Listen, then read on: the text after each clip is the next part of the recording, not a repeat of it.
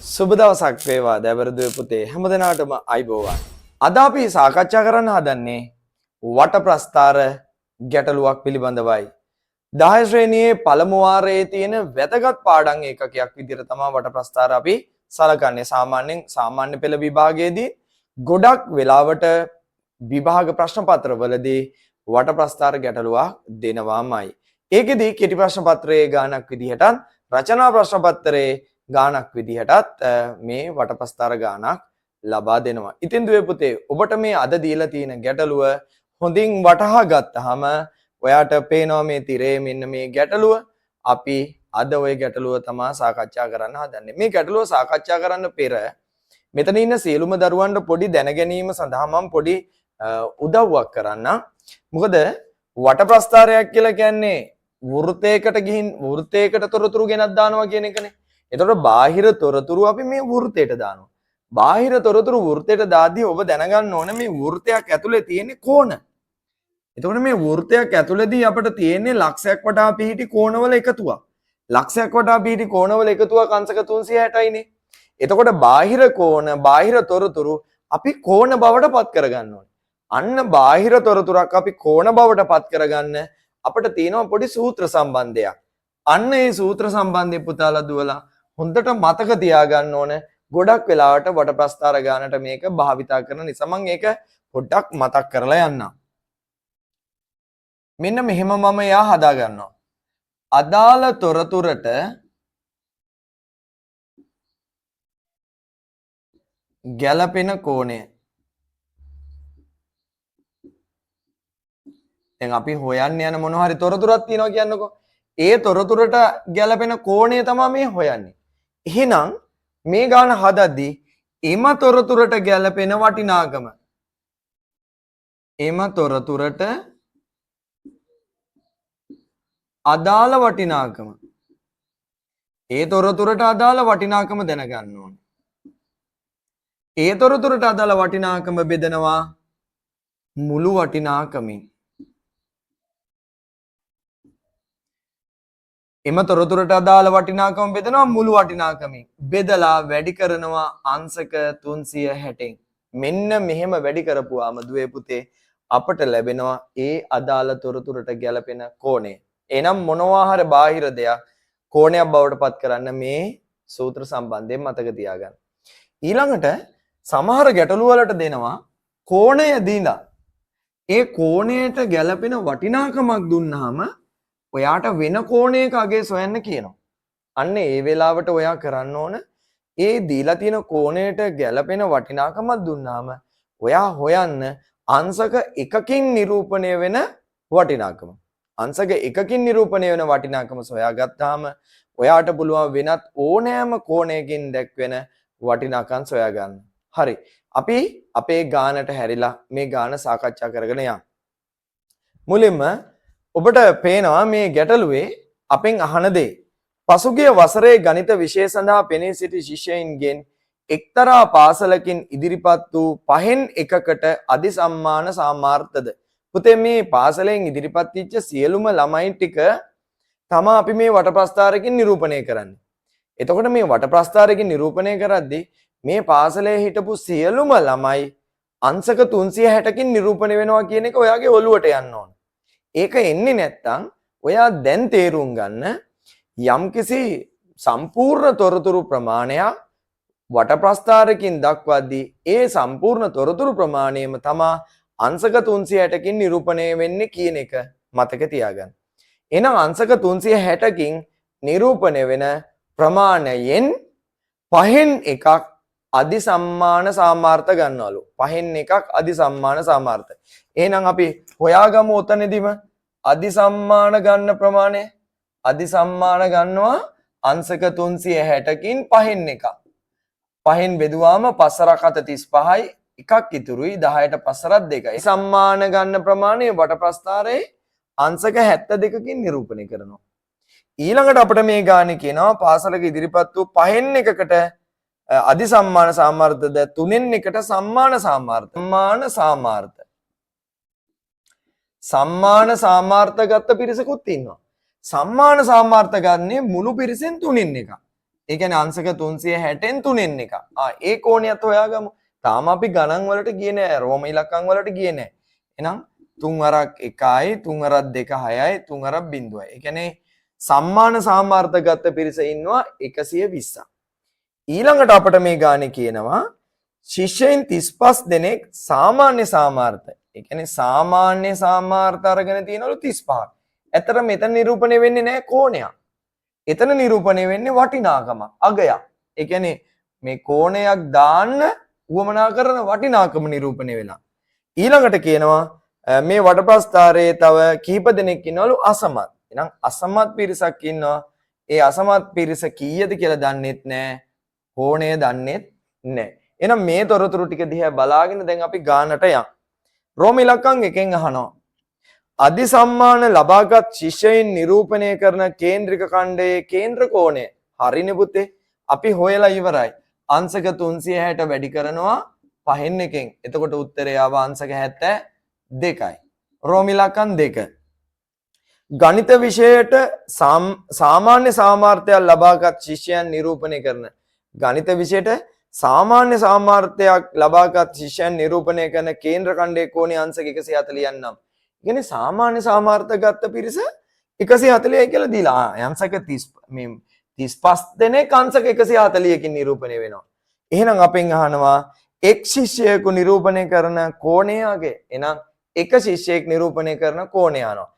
35 දෙනෙකුගෙන් අංශක 140ක් නිරූපණය වෙනවනම් අර අපි ඉගෙන ගන්නේ අච්චරට මෙච්චර නම් මෙච්චරට කොච්චරද කියන ගණන් රටාව. අන්න ඒ වගේ 35 දෙනෙකුගෙන් 140ක් නිරූපණය වෙනවා නම් එක්කෙනෙකුගෙන් නිරූපණය වෙන ප්‍රමාණය. එහෙනම් එක්කෙනෙකුගෙන් නිරූපණය වෙන ප්‍රමාණය හොයන්න 140 බෙදන්න 35යි. පුතාලට මේක එකපාර බෙදෙනවා කියලා පේන්නේ නැත්තම් ඔයාට පුළුවන් එකෙන් බෙදන්න. එහෙනම් මට පේනවා 7ෙන් බෙදෙනවා කියලා. එහෙනම් මම 7 5යි 7 2යි තව ඉතිරි බිඳුවක්. දැන් 20 5ෙන් බෙදුවාම 5 4යි. ඒ කියන්නේ අංශක 4කින් නිරූපණය වෙනවා එක ශිෂ්‍යයෙක් කියලායි කියන්නේ. ඒ කියන්නේ එක ශිෂ්‍යයෙක්ගෙන් නිරූපණය වෙනවා අංශක 4ක්. ඔන්න එහෙනම් අපි සොයාගත්ත රෝම ඉලක්කම් 2ට උත්තරේ. ඊළඟට අපෙන් අහනවා රෝම ඉලක්කම් 3. ගණිතයේ අසමත් ශිෂ්‍යයන් නිරූපණය කරන කේන්ද්‍ර ඛණ්ඩයේ කෝණය. එන කියන්නේ මේ කෝණය. ඉතින් දුවේ පුතේ. දැන් ඔයා දන්නවා 35 දෙනෙක් කියන්නේ අංශක 140යි කියලාත් ඉගෙන ගත්තා. අධි සම්මාන 72යි. සම්මාන 120යි. සාමාන්‍ය 140යි. එහෙනම් මේ කෝණය හොයාගන්න මොකද කරන්න ඕනේ?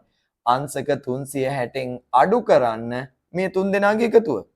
අංශක 72, අංශක 120, අංශක 140 එකතු කරලා අඩු කරන්න. 360න් අඩු කරනවා 1 3ම 2යි 0.2යි 7යි 2යි 9යි 4යි 13න් 3 දානවා එකක් ඉතුරුයි 1යි 1යි 2යි 1යි 3යි අංශක 332යි. එහෙනම් දුවේ පුතේ 360න් 332ක් අඩු කරන්න. 360න් 332ක් අඩු කරන්න. එකක් ඉල්ල ගන්න 10න් 2ක් 8යි. මෙයා 5යි 5යි ඉතිරි 5න් 3 2යි. එහෙනම් අංශක 28යි. එහෙනම් මෙන්න අසමත් ශිෂ්‍යයන් නිරූපණය වෙනවා අංශක 28කින්. හරි නේද? එහෙනම් අපි මේ ගානේ දැන් ගොඩක් වෙලාවට හදලා ඉවරයි. ඊළඟට කියනවා රෝම ඉලක්කම් 4. රෝම ඉලක්කම් 4න් කියනවා ඉහත තොරතුරු ඇසුරෙන් පහත දැක්වෙන වට ප්‍රස්ථාරය සම්පූර්ණ කරන්න. දැන් ඔන්න පුතේ දුවේ ඔයාලට පුළුවන් රෝම ඉලක්කම් 4ට උත්තර දෙන්න. ඉහත තොරතුරු ඇසුරෙන් පහත දැක්වෙන වට ප්‍රස්ථාරය සම්පූර්ණ කරන්න. මේ තොරතුරු ඇසුරෙන් වට ප්‍රස්ථාරයක් නිරූපණය කරන්න කියනවා. එහෙනම් මුලින්ම ඔයා මතක තියාගන්න ඕන වට ප්‍රස්ථාරයක මේ ගානේ දීලා තිනවා වගේ මේ ඊතලයක් දාලා සාමාන්‍ය සාමාර්ථ ලැබූ ශිෂ්‍ය සංඛ්‍යාව නිරූපණය කරන්න දැම්මට ඇත්තටම නිවැරදි විදිහට වට ප්‍රස්ථාරයක් නිරූපණය කරද්දී ඔයාලා මෙන්න මෙහෙම ඇඳලා ඒ තොරතුරු නිරූපණය කරන්න ඕන.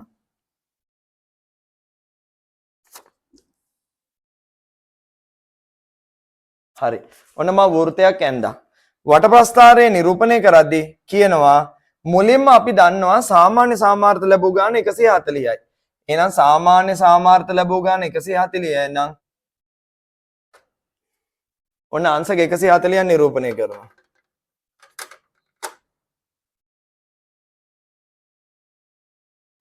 right. ඔන්න අංශක 140 මං හරියට නිරූපණය කරා. දැන් දුවේ පුතේ අංශක 140 හරියට නිරූපණය කරාට මදි. මේක සාමාන්‍ය සාමාර්ථ කියලානේ අපි දන්නේ.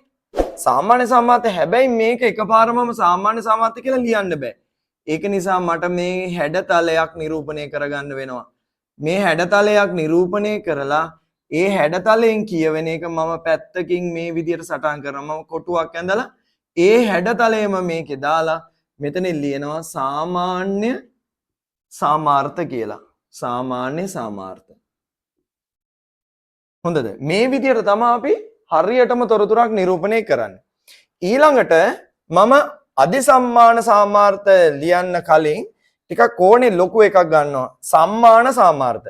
සම්මාන සාමාර්ථ නිරූපණය කරන්න ඔබ මේ පාදම රේඛාවක් අල්ලගන්න කොයි හෝ පැත්තකින් අරගෙන කෝණමානය හරියට මේ පාදම රේඛාවට තියලා ඔයා අංශක 120ක් හොයාගන්න. පාදම රේඛාවට අදාළව මම කෝණමානය හදාගන්නේ බිඳුවේ ඉඳන් අංශක 120ක් ගන්න. ඔන්න දුවේ පුතේ. දැන් අංශක 140 ඇඳලා ඉවරයි නම් මෙතන ඉඳන් අන්ත හදාගෙන යනවා මම පාදම රේඛාවට තියලා අංශක 120ක් ගන්න. බිඳුවේ ඉඳන් එන්න ඕන අංශක 120ක් ආවා. හරියටම වෙන්න මෙතන. එහෙනම් මම අංශක 120 නිරූපණය කරගන්න ඔන්න ප්‍රදේශය ඇඳා.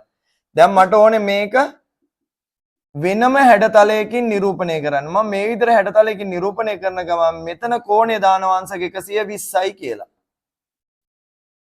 ඒ අංශක 120 කියන එක මම මෙතන සටහන් කරනවා කොටුවක් ඇඳලා කතිර දාලා සම්මාන සාමාර්ථ. සම්මාන සාමාර්ථ. ඔන්න සම්මාන සාමාර්ථ මම නිරූපණය කළා. ඊළඟට දුවේ පුතේ මට ඕන අංශක 72ක ප්‍රමාණය නිරූපණය කරන්න. එහෙනම් මම කෝණමානය අරගෙන මේ පාදම රේඛාවකට තියලා අංශක 72 මම නිවැරදිව හදා ගන්නවා. හරියට මේ පාදම රේඛාව මේ අදාළ රේඛාවට එන්න ඕන. එහෙනම් අංශක 72ක් මම හදා ගන්නවා 70යි 71යි 72යි කියලා අරගෙන දැන් එයාට අදාළව මම කෝණය සටහන් කරගන්නවා. ඔන්න අංශක 72ක ප්‍රමාණය. මම මේ අංශක 72ක ප්‍රමාණය මේවා මම මේ වගේ මේ කුඩා තිත් වලින් නිරූපණය කරගන්නවා. මට ඕන මේක පැහැදිලිව පෙන්න ගන්න. එහෙනම් මම මෙයාව අංශක 72කින් නිරූපණය කරා. මෙතන සටහන් කරනවා තිත් වලින් දාලා හරි තිත් වලින් දාලා අංශක 72ක් කියන්නේ අධිසම්මානනේ. එහෙනම් මම මෙතන නිරූපණය කරනවා අධිසම්මාන. එන අධිසම්මාන සාමාර්ථ දැම්මා. ඊළඟට මම තව කොටුවක් ඇඳලා හිස්ව තියලා එයා අංශක 28යි කියලා නිරූපණය කරනවා. අපි හොයාගත්ත අංශක 28යි අසමත් පිරිස. එහෙනම් මම මෙතනින් දානවා අසමත් පිරිස කියලා. අසමත්. දැන් දුවේ පුතේ මම හොයාගත්ත අර මේ කෝණ ටික වට ප්‍රස්ථාරකින් නිරූපණය කරා. වට ප්‍රස්ථාරකින් නිරූපණය කරද්දී ඒ අදාළ ප්‍රදේශ නිවැරදිව ලකුණු කරා. අපට ලකුණු කරලා තිබ අංශක 140ක ප්‍රදේශයක් ඉතිරි කොටස් තුනම අපි වෙන්ව සටහන් කරා. ඒ ප්‍රදේශත් අපිට හඳුනා ගැනීමේ පහසුව සඳහාත් වෙන් කරලා තියෙනවා. දැන් අපට මේ වෙද්දී හතරවෙනි ප්‍රශ්නය දක්වා සම්පූර්ණ ලකුණු ප්‍රමාණය ලැබිලා. හොඳට මතක තියාගන්න ඔබ කෝණමානයක් අනිවාර්යෙන් භාවිතා කරන්න ඕන වට ප්‍රස්ථාරයක් අඳින්න. එතකොට ඔබ විභාගයට යද්දී අනිවාර්යෙන් කෝණමානය ඔබ ගාව තියෙන්න ඕන. පසන රෝම ඉලක්කමට. පසන රෝම ඉලක්කමේදී මම මෙතනින් සටහන් කරනවා පස්සන රෝම ඉලක්කම ගණිතයේ අසමත් ප්‍රමාණය. ඉතින් පුතේ ගණිතයේ අසමත් ප්‍රමාණය අංශක 28යි නම් අංශක 4කින් එක්කෙනෙක් දැක්වෙනවා නම් අංශක 4කින් එක්කෙනයි නම් අංශක 28කින් නිරූපණය වෙන ප්‍රමාණයනේ හොයාගන්න ඕන. එහෙනම් අංශක 28කින් නිරූපණය වෙන ප්‍රමාණය හොයාගමු. එහෙනම් අංශක 4කින් එක්කෙනයි නම් අංශක 28කින් නිරූපණය වෙන ප්‍රමාණය හොයන්න. 1/4න් බෙදලා වැඩි කරන්න අංශක 28කින්. මෙන්න මේ හදාගන්න සම්බන්ධතාවය මම තියරි ක්ලාස් එකේදී ලස්සනට පැහැදිලි කරලා පෙන්නන්නම් කොහොමද මේව හදන්නේ කියලා. එහෙනම් 28 4න් බෙදුවාම 7යි. ඒ කියන්නේ අසමත් පිරිස 7 දෙනයි. එහෙනම් අසමත් පිරිස 7යි කියලා එනවා. එහෙනම් අපිට නිවැරදි ප්‍රමාණයට ඔන්න අපිට තොරතුරු ලැබිලා තිනවා. ඒ තොරතුරු වලට අදාළ ලකුණු නිවැරදිවම එනවා. ඒ ලකුණු ගණිතය පුතේ හැම වෙලාවෙම මේ පියවර දෙකකට ලකුණ තමයි ලැබෙන්නේ. එතකොට 300ට වැඩි කිරීම පහෙන් එකට 1 ලකුණයි මෙතෙන්ට 1 ලකුණයි. ඊළඟට ඊළඟ ලකුණ ඔයාලට ලැබෙන්නේ මෙන්න මේ හොයනවට 1 ලකුණයි මෙතනට 1 ලකුණයි. ඊළඟට මේ සම්බන්ධතාවය ලියනවට 1 ලකුණයි උත්තරයට 1 ලකුණයි. ඊළඟට ඔයාලට ලකුණු ටික ලැබෙනවා මෙන්න මේ තුනම හොයලා 1 2 3යි කියලා මේ තුන් දෙනාට ලකුණු 3ක් ඔබට ලැබෙනවා. ඊළඟට අවසාන ලකුණ ලැබෙනවා 7 හොයනවට. එතකොට ඔයාලට සම්පූර්ණ ලකුණු ප්‍රමාණය ලැබිලා. එහෙනම් දුවේ පුතේ, ඔයාලට මේ වන විට යම් පැහැදීමක් ඇති වෙන්න ඇති කියලා මම විශ්වාස කරනවා. වටප්‍රස්ථාර පාඩම, ජාල රේඛය, සංඛ්‍යාත බහුවශය, සමුච්චය සංඛ්‍යාත වක්‍රය විතරක් නෙමේ වෘත්තපත්‍ර සටහන් පවා අපි ඉදිරියේදී සාකච්ඡා කරනවා. එහෙනම් අපි ඊළඟ ගැටලුවේදී හමු වෙමු.